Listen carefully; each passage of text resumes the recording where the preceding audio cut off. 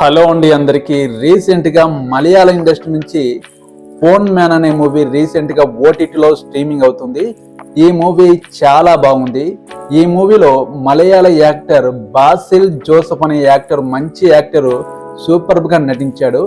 ఈ మూవీ గురించి సూక్తి లేకుండా ఒక ముక్కలో చెప్పాలంటే ఈ సినిమా మిమ్మల్ని ఖచ్చితంగా ఎంటర్టైన్మెంట్ చేస్తుంది.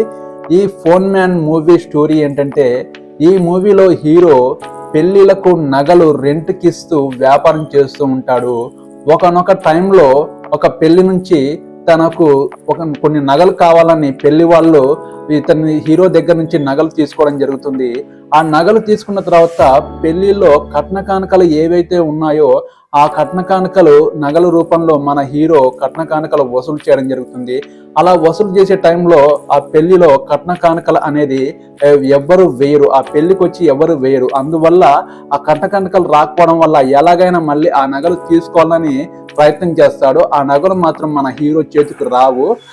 పెళ్లి చేసుకున్న వారు ఎవరైతే ఉన్నారో ఆ విలను ఆ నగల్ని కావాలని ఇంటికి తీసుకెళ్లిపోతాడు. మన హీరోకి ఇవ్వకుండా మన హీరోతో గొడవ పెట్టుకోవడం జరుగుతుంది. అక్కడ నుంచి మన హీరో ఆ నగలు ఎలాగైనా విడిపించుకోవాలని చాలా ప్రయత్నాలు చేస్తాడు. చివరికి ఆ విలన్తో పోరాటం కూడా, ఒక ఫైట్ సీన్ కూడా ఉంటుంది.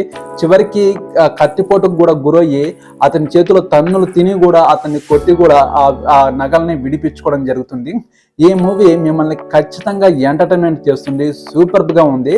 మలయాళీ యాక్టర్ బాసిల్ జోసెఫ్ మాత్రం ఈ సినిమాలో మంచి యాక్టింగ్ కనబర్చాడు.